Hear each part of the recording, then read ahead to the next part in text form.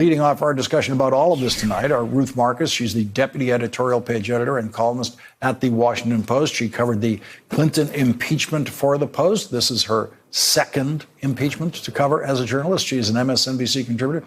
Also with us, Ezra Klein, editor-at-large at Vox and the host of the podcast, The Ezra Klein Show. And Rick Wilson, Republican strategist and contributor to the Daily Beast. He is the author of Everything Trump Touches Dies.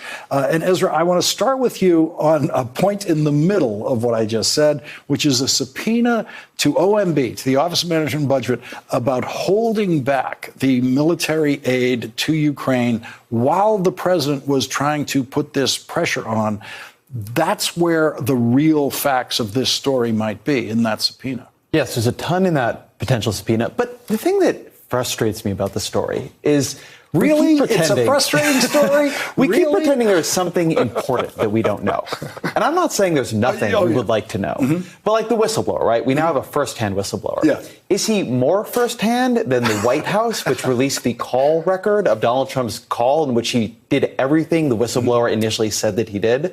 It is all in such plain black and white.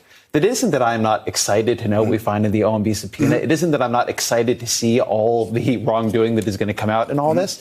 But there is also this danger of it being overcomplicated to the extent that we're not waiting to learn if Donald Trump did this. He did it.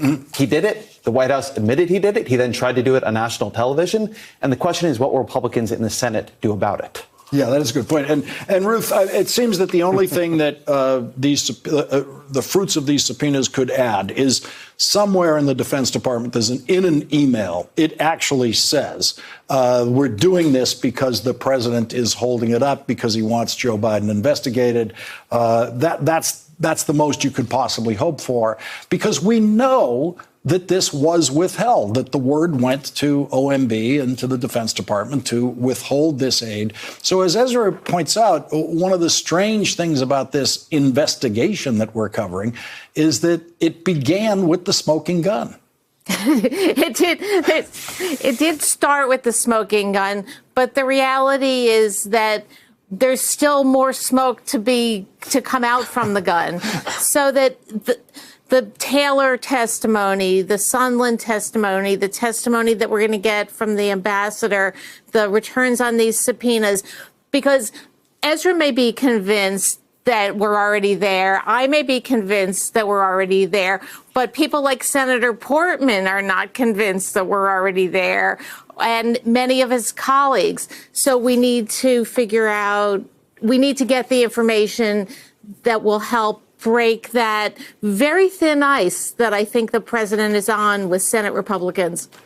And Rick Wilson, you know Senate Republicans better than most of us. The Mitt Romney factor that the Vanity Fair is reporting tonight. The president spent the weekend enraged with Mitt Romney, attacking Mitt Romney. I interpreted the Romney tweets to be a way of not trying to scare Romney, because it's past that, but trying to scare other Republicans who might want to echo Romney in some way. Lawrence, I think that's exactly right. He is doing his very best to intimidate all the weak sisters in the field here and the folks that have a filing deadline in their campaigns coming up sometime in the next 6 months or so, because he can send a message. Mitt Romney doesn't care. Mitt Romney's going to be in office when Donald Trump is out of the White House, even if he wins a second term.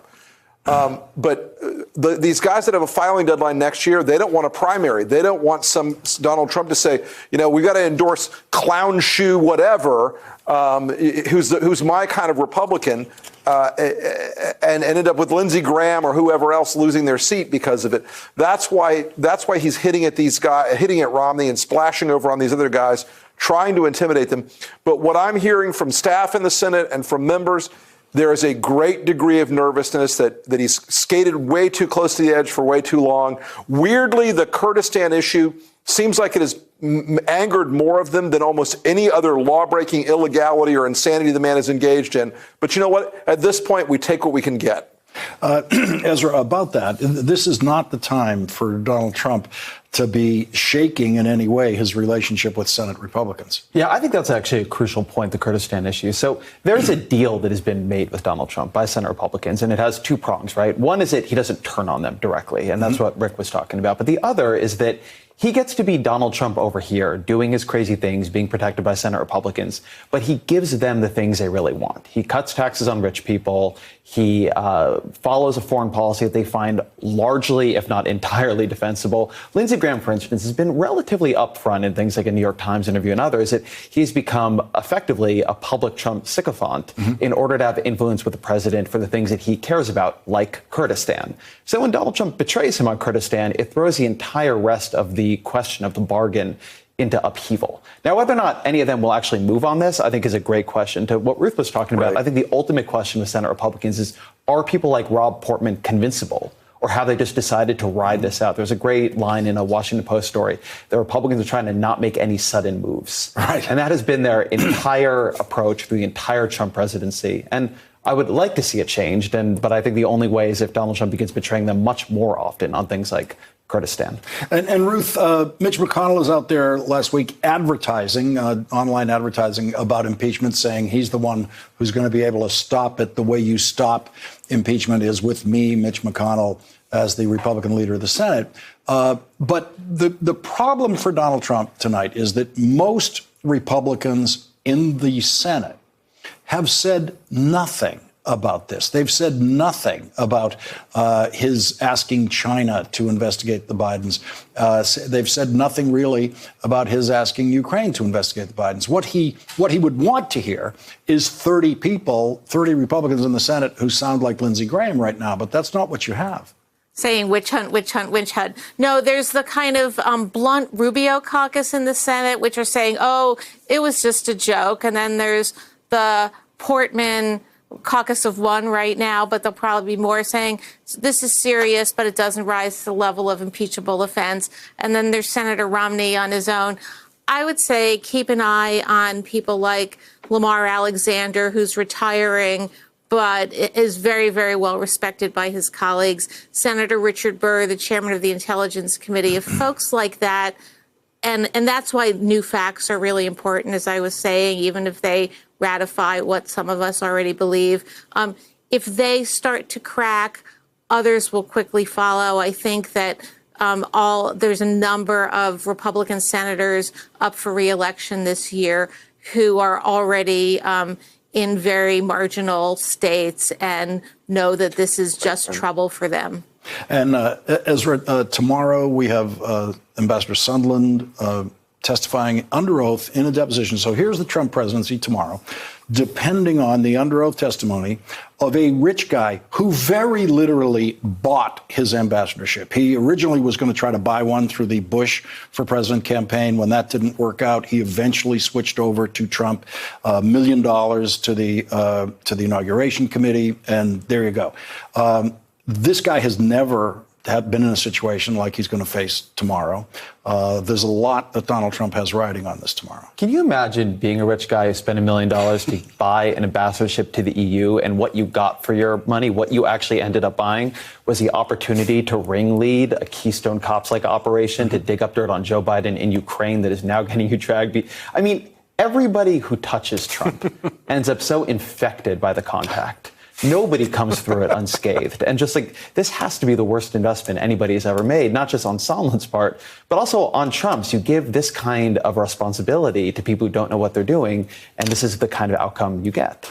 Rick, Ezra just rewrote the title of your book there. Yes, I apologize for that. A little bit. But I mean, at a certain point in the middle of the weekend, I actually spent a moment thinking, what if Donald Trump actually did hire the best people?